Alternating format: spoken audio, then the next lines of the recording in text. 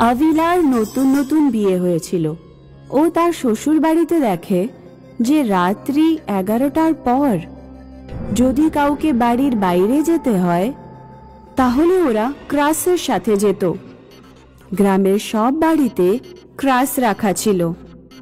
আবিলা তার স্বামী মনোহরকে জিজ্ঞেস করলো, সবাই সুস্থ স্বাভাবিক হওয়া সত্ত্বেও গ্রামের লোকেরা রাত্রে ক্রাস নিয়ে কেন যায়?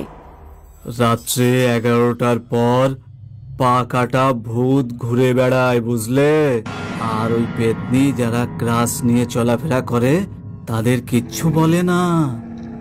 কিন্তু ওর সামনে যদি কেউ এমন লোক পড়ে যায় যে নিজের পায়ে চলাফেরা করছে, তাহলে পেতনির ওই কাটা পায়ের কথা মনে পড়ে যায় আর ও কান্না শুরু করে দেয়। আর তারপর ওর ধারালো দাঁত দিয়ে ওই লোকটার পা কেটে দেয়। এই জন্যে রাত্রে ক্রাস না নিয়ে তুমি যেন কোনো মতেই বাইরে যাবে না। রাতের সময় একজন লোক গ্রামের একটা ফাঁকা রাস্তা দিয়ে ক্রাস নিয়ে যাচ্ছিল। এক তো সারাদিন কাজ করো, তারপর এই ক্রাস নিয়ে বাড়িতে ফেরো, আর এইভাবে যদি আমি চলতে বাড়িতে যাই তাহলে 1 ঘন্টার বেশি লাগবে। ছাড়ো এসব, আজ এই ক্রাস ছাড়া বাড়িতে যাব। ছেলেটা ক্রাসটাকে ফেলে দেয় আর পায়ে হেঁটে যেতে থাকে। তখনই পেতনি ওখানে আসে। পেতনি ছেলেটাকে পায়ে হেঁটে আসতে দেখে খুব জোরে কাঁদতে শুরু করে। আবিলা আর মনোহর ঘুমোচ্ছিল।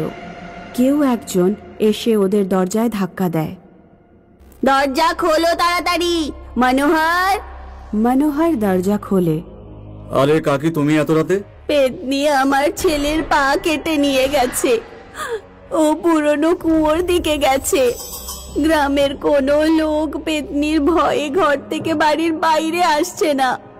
কেউ আমাকে সাহায্য করো, আমার ছেলেটা এবার কি করে হাঁটবে? মনোহর তাড়াতাড়ি ক্রাস সাথে নিয়ে পুরনো কুয়োর দিকে যেতে শুরু করে দেয়। মনোহর অনেকটা রাস্তা যাবার পর দেখে যে পেতনি ছেলেটার পা নিয়ে যাচ্ছে। যতক্ষণ ও পুরনো কুয়োর দিকে পৌঁছলো, পেতনি গায়েব হয়ে যায়। একদিন আবিলার বোন গরিমা আবিলার বাড়িতে ঘুরতে আসে। হাই দিদি, কেমন আছো? আমি ভালো আছি, তুই বল, তোর বাড়িতে সব ঠিক আছে তো? হ্যাঁ দিদি, এবছরও আমি কলেজে টপ করেছি। গরিমার নজর পড়ে বাড়িতে রাখা ক্রাসের ওপরে। দিদি, তোমার বাড়িতে ক্রাস আবার কে ব্যবহার করে? আবিলা গরিমাকে পেতনির ব্যাপারে সবকিছু বলে। মানে গ্রামে একটা পেতনি আছে যার পা কাটা আছে, আর যদি ও বিনা ক্রাসের কোনো লোককে দেখে নেয় তাহলে ও নিজের দাঁত দিয়ে ওদের পা কেটে নেয়। ভালো ইয়ার্কি মারলে। এটা ইয়ার্কি নয়, গ্রামে কিছুদিন আগেই পেতনি একটা ছেলের পা কেটে নিয়ে গেছিল। আমি পড়াশোনা জানি, গ্রামের এসব মিথ্যে কাহিনী জানিয়ে তোমাদেরকে ভয় পাওয়াচ্ছে।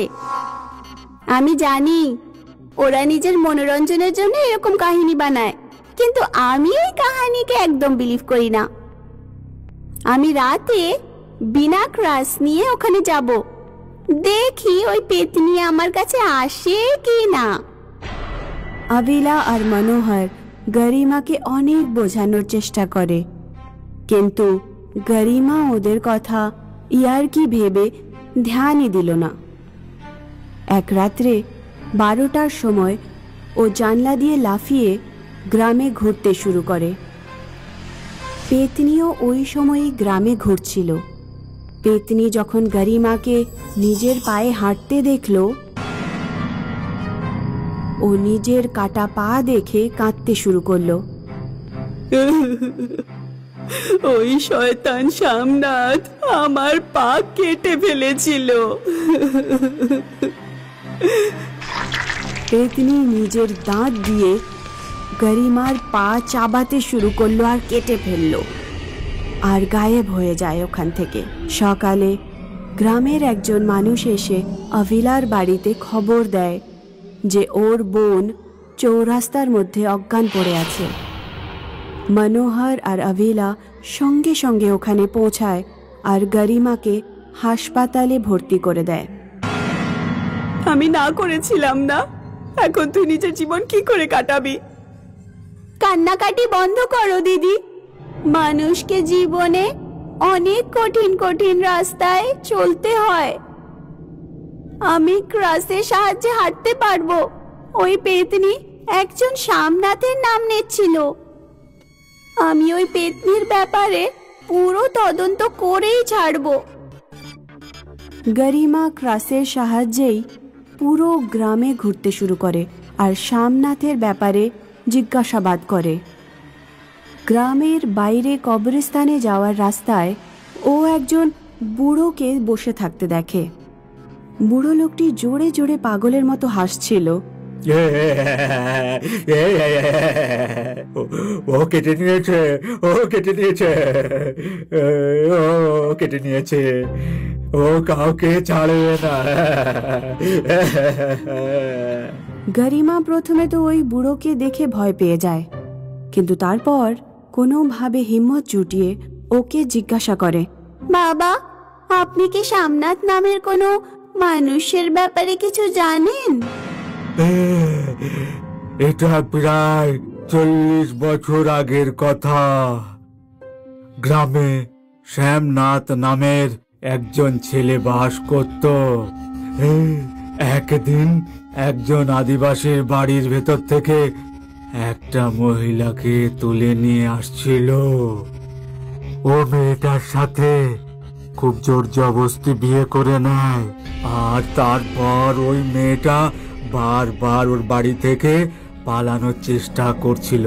শ্যামনাথ ওকে খুব মারতে শুরু করলো। একদিন যখন মেয়েটা ওর বাড়ি থেকে পালানোর চেষ্টা করছিল, তারপর রাগের মাথায় শ্যামনাথ নিজের কুড়ুল দিয়ে মেয়েটার পা কেটে নিল। তারপর কিছুদিন পর ওই মেয়েটা আত্মহত্যা করে মরে গেল। ওই মেয়েটার আত্মায় এই গ্রামে ঘুরে বেড়ায় আর গ্রামের লোকেদের ডিস্টার্ব করে।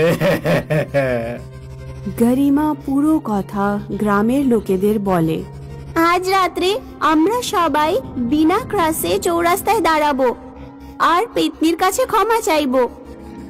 কতদিন অবধি আমরা এভাবে ক্রাসের সাহায্যে চলাফেরা করব?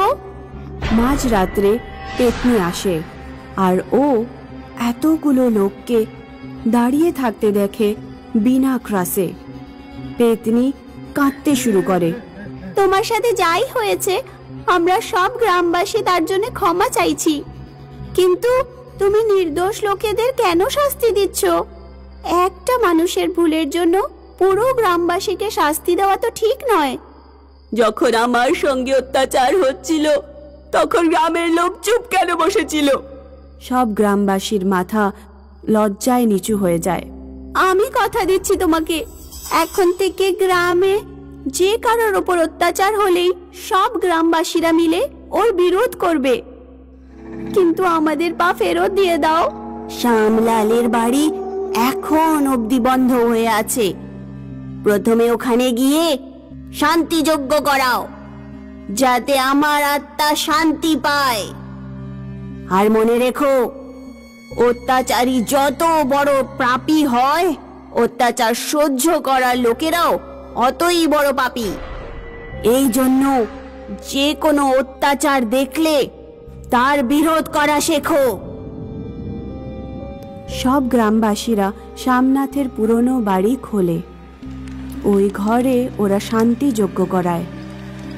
তখনই ওই পেতনির আত্মা শান্তি পায় আর গ্রামের সব পা কাটা লোকেদের পা ফেরত চলে আসে।